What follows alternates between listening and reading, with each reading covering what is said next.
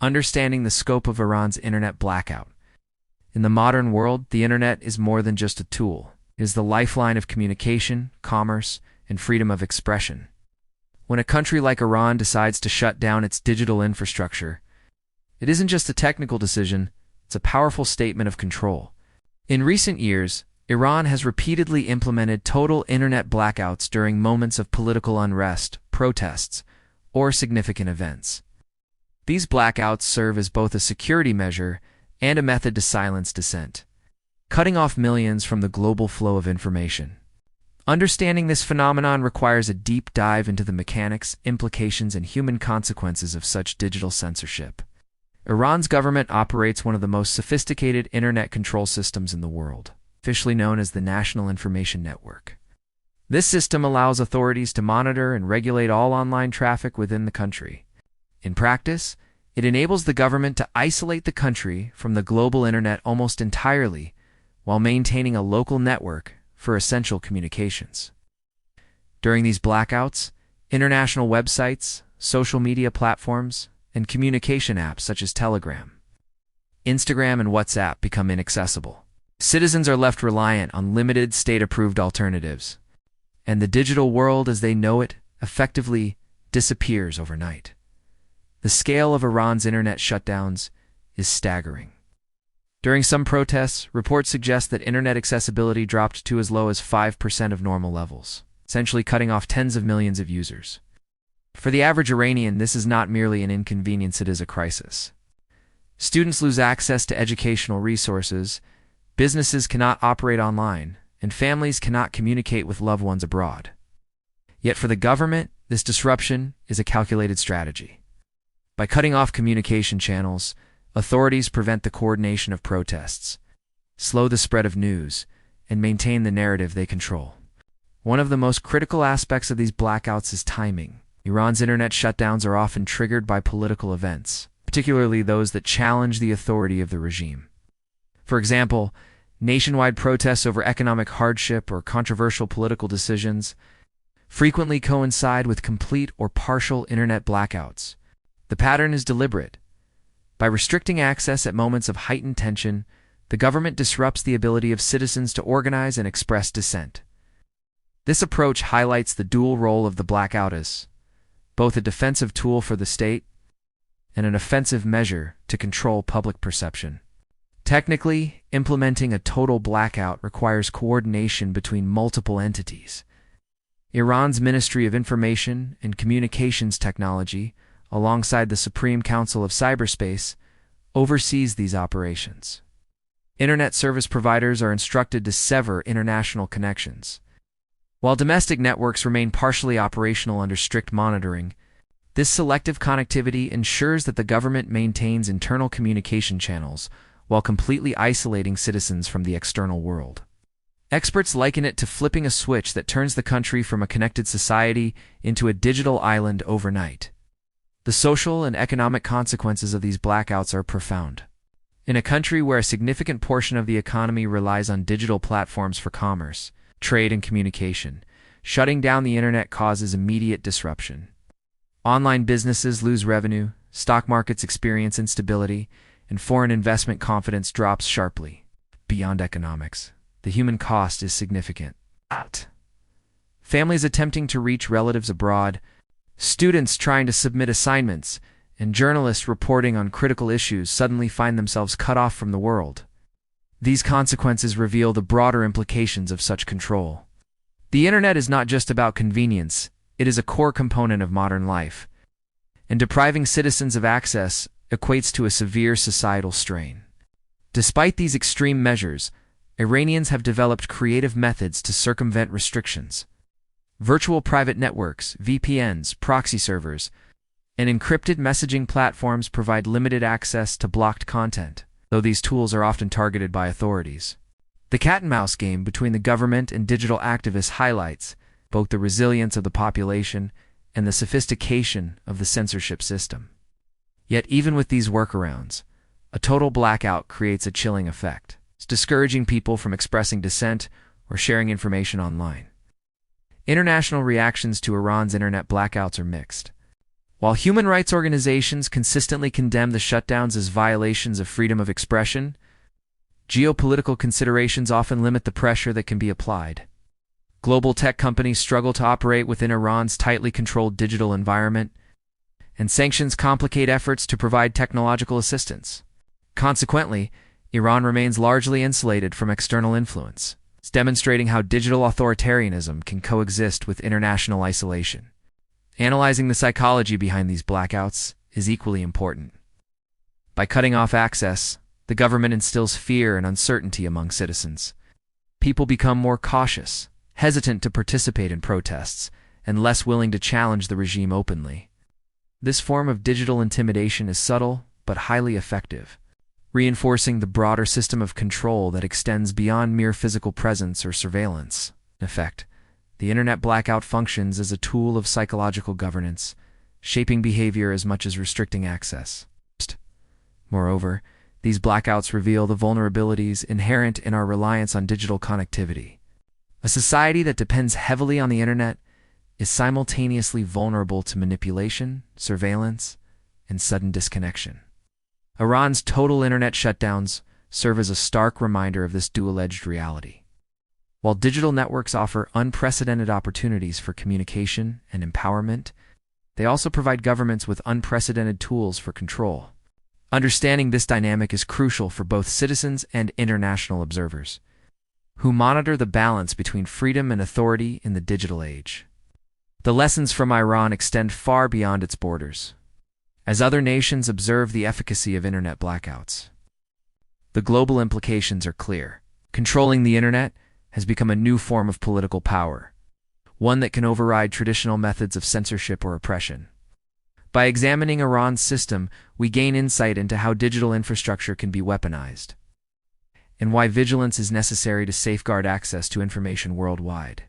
In conclusion, Iran's total internet blackouts are more than technical exercises. They are deliberate strategies designed to assert control, silence, dissent, and maintain the status quo.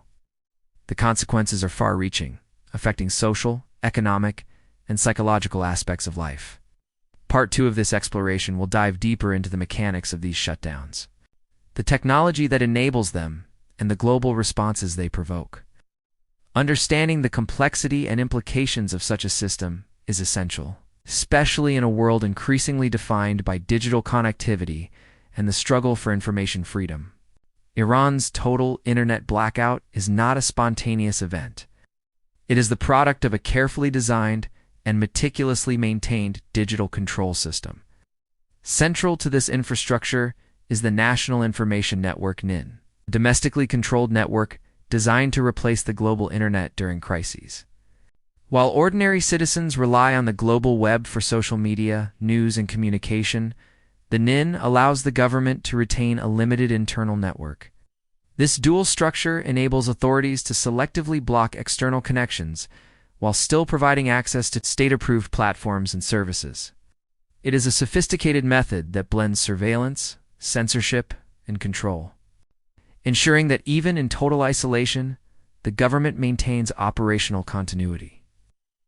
The mechanics of shutting down the internet begin with coordination between government agencies and internet service providers, ISPs. Iran's Ministry of Information and Communications Technology issues directives to providers, instructing them to sever or throttle connections to international servers.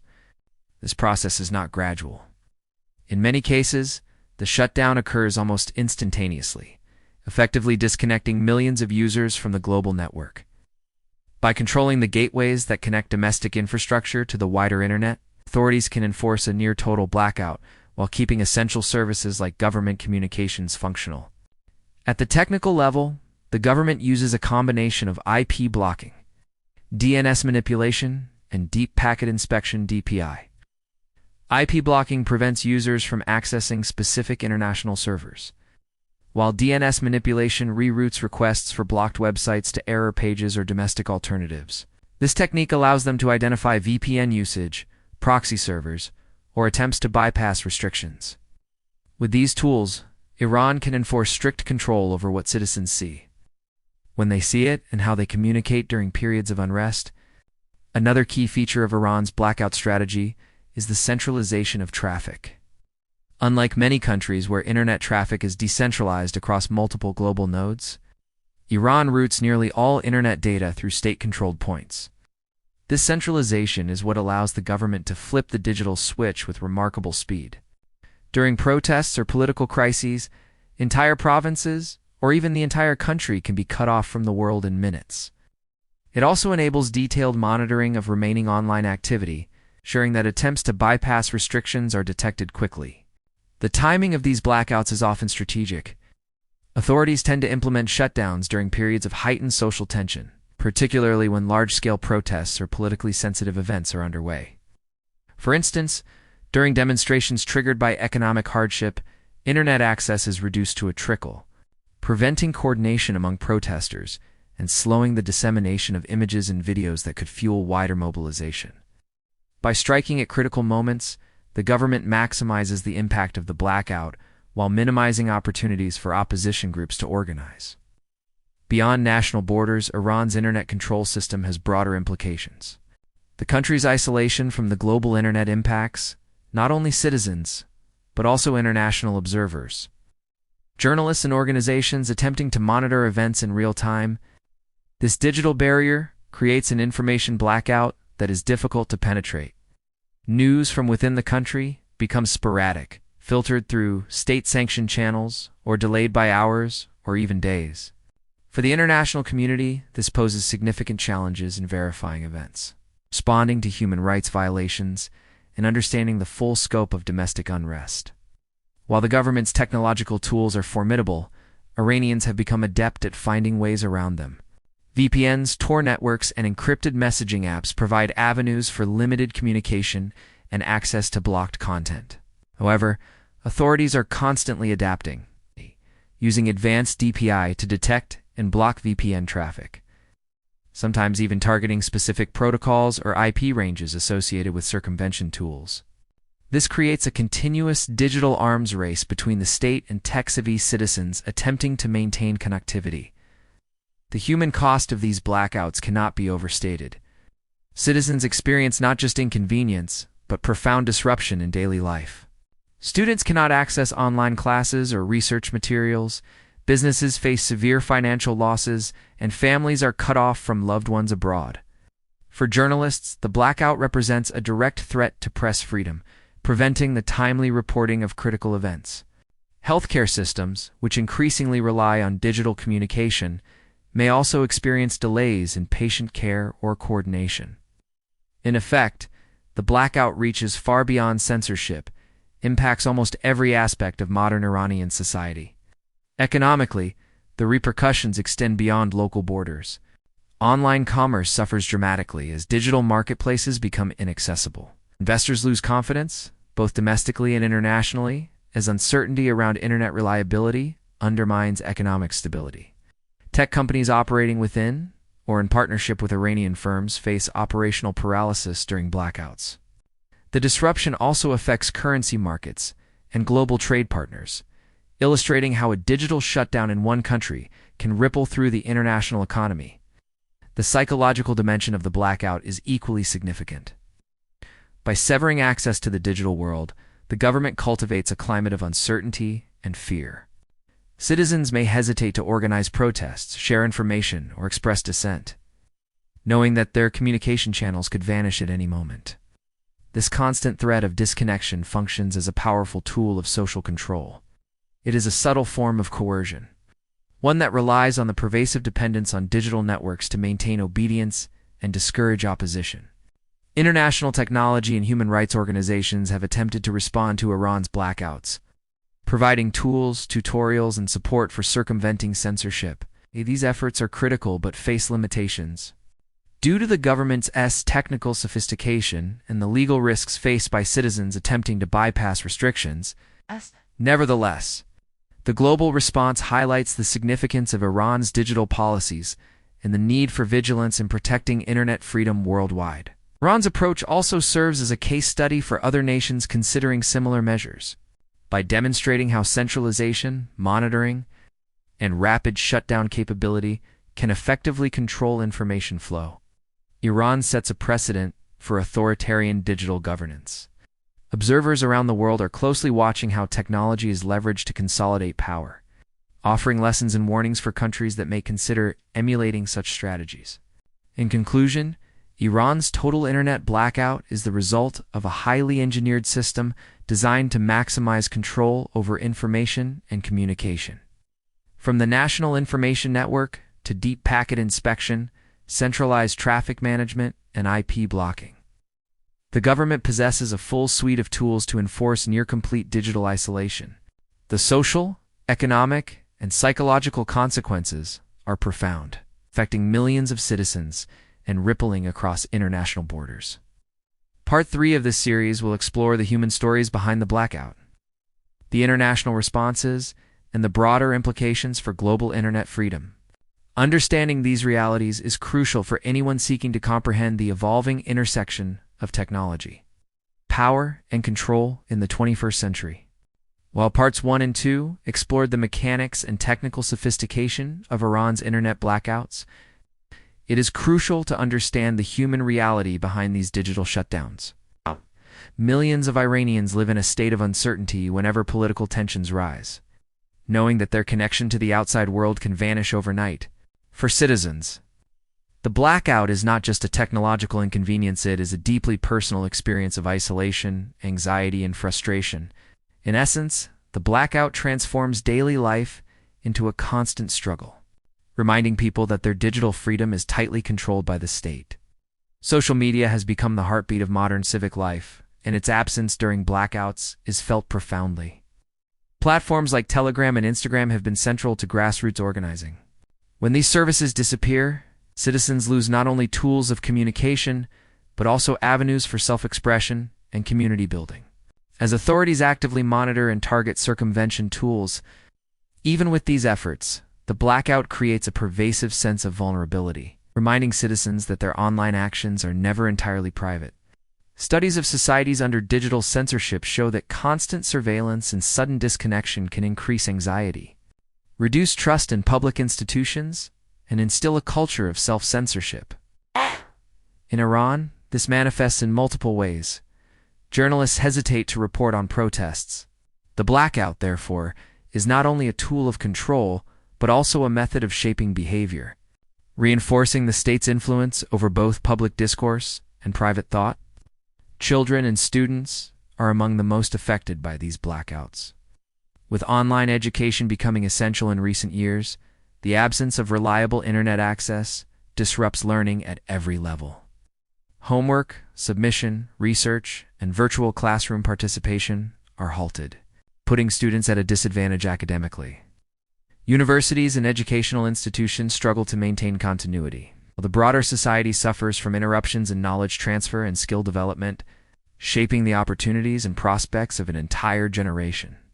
E-commerce platforms, fintech services, and digital startups grind to a halt, affecting revenue streams and employment opportunities, limiting foreign capital inflow.